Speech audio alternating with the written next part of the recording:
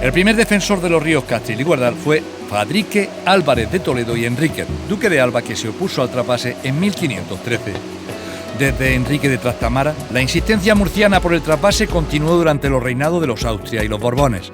Sin embargo, las dificultades orográficas, el coste económico, los gastos de las guerras y la insuficiencia de caudales impidieron su realización. En el siglo XVIII y con la autorización de Carlos III, se construyeron 29 kilómetros de canal en la zona de Huéscar. En 1917 se hizo pública la idea de trasvasar las aguas del Castril a la Vega de Almanzora. 11 años después, en 1928, la propuesta bautizada con el nombre del canal del dictador Miguel Primo de Rivera tomó cuerpo. Después de años de elaboración de planes hidrológicos, comisiones, nuevos proyectos y más revisiones, en 1960 Murcia trasladó sus pretensiones a otra cuenca, con caudales más seguros, la del Tajo. Pero el interés por las aguas del Castril seguía vivo. 20 años después se construyeron los pantanos de San Clemente en el río Guardal, con 120 hectómetros cúbicos, y el del Portillo, en el río Castril, con 30 hectómetros cúbicos. Las obras públicas no solucionan el trasvase, porque eso es una perspectiva solo de la política. En la política de oferta, después viene la otra faceta, que es la política de la demanda, de los usos. Entonces, por mucha cantidad de agua que usted añada, si las demandas o los usos andan más deprisa, no soluciona el problema. De hecho, el embalse del Portillo está siempre lleno y de vez en cuando tienen que abrirle para desaguarlo, con lo cual muchos vecinos y muchos agricultores se molestan porque le arramblan cosas, y el Clemente siempre está vacío. Un estudio elaborado por el Instituto del Agua evidenció los perjuicios para el mantenimiento del equilibrio ecológico del río, de su flora y de su fauna. Si queremos decidir cómo vamos a gestionar nuestro ecosistema, lo que tenemos que hacer es basarnos en datos científicos. En el caso del río Castril, hicimos unos estudios que yo coordiné, en el año 2002 se terminaron, y como resumen podemos decir que el río Castril tiene un caudal ecológico que no es el mismo todos los meses. Se estudia cuál sería el natural y el ecológico y la que le podríamos sacar en rojo. Es decir, no podemos sacarle siempre lo mismo, y si nosotros lo que queremos es mantener agua abajo del embalse, lo que existe, tenemos que mantener ese caudal ecológico, que no son un régimen plano, sino que varía. Han pasado más de 5 siglos de la oposición de Fadrique Álvarez de Toledo y Enríquez al trasvase, y Castril mantiene firme su postura sobre sus recursos hidrológicos. No estamos en contra de que reclame el agua y que haya que concederle el agua, pero de la zona baja de desembocadura, no desde arriba. Esto es un patrimonio de todos, es de los andaluces, es de España, y hay que protegerlo y conservarlo. Castril va a seguir manteniendo su postura, que además es muy sensata y muy lógica, y más en el año 2021. Sobre esta base, exige que cualquier proyecto de aprovechamiento del río respete la condición de fuente de vida y de cultura de Castril. Ante la actitud de la Confederación Hidrográfica del Guadalquivir y sus pretensiones sobre el río Castril, el grupo ecologista local Tañasca presentó en 1995 una queja a la Comisión de Peticiones del Parlamento Europeo. Principalmente por sus valores ecológicos, culturales, etnográficos. El río Castril tiene unos valores que merecen ser defendidos, y en las regiones que reclaman el agua del río Castril tienen otras alternativas. La respuesta llegó en febrero del año 2000. La Comisión de Peticiones del Parlamento Europeo comunicó que las autoridades españolas habían decidido abandonar el proyecto y que cualquier otra alternativa futura debería surgir de un consenso entre las partes afectadas. Sin embargo, 2 años después, en 2002, surgió una nueva amenaza. Se planteó la construcción de un canal para regar 8.000 hectáreas en la zona de Baza. La demanda poblacional para el consumo humano es una constante en todo el territorio, y bueno, se trata de diseñar unos puntos de abastecimiento que sean coherentes con una buena gestión de los recursos hídricos disponibles. Esta demanda no es diferente a otros lugares, lo que sí es diferente es pretender traerla de un sitio tan distante, que, como he dicho, supondría un deterioro en la calidad físico-química del agua de abastecimiento de la población de Baza, que sería un sinsentido, sería imperdonable.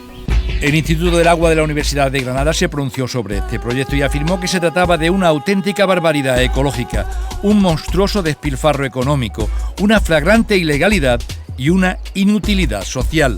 Hoy la riqueza del río de aquella zona está articulada en torno al río Castril, en sus muchas dimensiones. Tiene una dimensión agrícola, que sirve para regar, una dimensión recreativa, peces, etcétera, y sobre todo una dimensión social. Hoy la riqueza de aquella zona se basa en el río Castril. Si usted elimina el río Castril, aquella zona pierde gran valor económico y gran valor social. El punto crítico de estas historias de reclamaciones por el agua de Castril y el Guardal llegó con la sequía de los años 2003 y 2004. Con el objetivo de corregir sus efectos, el Gobierno de la Nación dictó un decreto en 2005 por el que se adoptaban medidas administrativas excepcionales para la gestión de los recursos hídricos. Bajo su amparo y por el acuerdo de la ministra de Medio Ambiente, no publicado en el Boletín Oficial del Estado, se autorizó la ejecución de unas obras y expropiaciones por vía de emergencia con la finalidad de abastecer de agua al municipio de Baza, desde el embalse del Portillo, lo que se reconoce como el trasvase del río Castril. Pero pese a los argumentos de Castril, apoyados en sentencias e informes, las demandas de agua de su río permanecen y se han incrementado. Por este motivo, en agosto de 2020, la Plataforma por la Defensa del Río Castril presentó una demanda ante el Tribunal Europeo de los Derechos Humanos para denunciar indefensión jurídica, que les ha creado la disposición adicional 15ª de la Ley de Residuos y Suelos Contaminados, que convalidó las obras y actuaciones realizadas a través del Real Decreto de Sequía de 2005, que había sido declarado nulo de pleno derecho por el Tribunal Supremo. No comprendemos la actitud del Gobierno central y de la Confederación querer continuar con unas obras que ya se declararon ilegales por el Tribunal Supremo y que aún así intentan hacerla a toda costa. Quienes reclaman el trasvase del río Castril lo justifican sobre la base de que Baza necesita agua para el consumo humano. Lo que está pidiendo Baza, siempre desde respeto al mantenimiento de las condiciones de la biodiversidad del río Castril y pidiendo, como es natural, su mantenimiento y todos los valores que tiene, lo que estamos pidiendo es completamente razonable. Quiere decir, de esos 80 hectómetros cúbicos que se producen en el río, que 1,83 se destina al consumo, al abastecimiento humano. Estamos gastando muchísimo dinero en extraer el agua del pozo, no sabemos la cantidad que nos puede quedar y lo que estamos pidiendo es agua de calidad, agua económicamente rentable y agua que se pueda captar en las mejores condiciones. Los municipios de Castril, Cortes de Baza y sus pedanías afirman que el trasvase es innecesario e ilegal. Y aquí lo que hay es una sobreexplotación de pozos, sondeos y una mala gestión por parte del ayuntamiento sobre todo. Y bueno, y Confederación, que no la olvidemos, que es tan responsable como puede ser el ayuntamiento de Baza. En opinión de la Plataforma por la Defensa del Río Castril, el trasvase responde a la lógica del expolio de los recursos naturales. Las sequías se suelen aprovechar a veces por quienes nunca tienen suficiente, que suelen ser los más ricos y poderosos, para justificar nuevas obras hidráulicas, generalmente, eso sí, a costa del Estado, que más que prevenir la escasez en sequía, permiten seguir desarrollando ese insaciable apetito de quienes nunca tienen suficiente. El Alto Guadiana Menor tiene agua suficiente incluso para alimentar agronegocios de exportación a través del trasvase Negratina-Almanzora.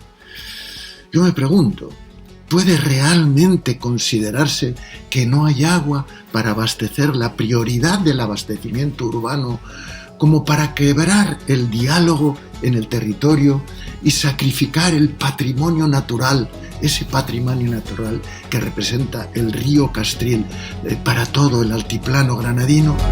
Según la Plataforma en Defensa del Río Castril, asociaciones ecologistas y la Mesa del Agua de Andalucía, el proyecto de trasvasar las aguas del Castril del Guardal contravienen todos los preceptos de la nueva cultura del agua.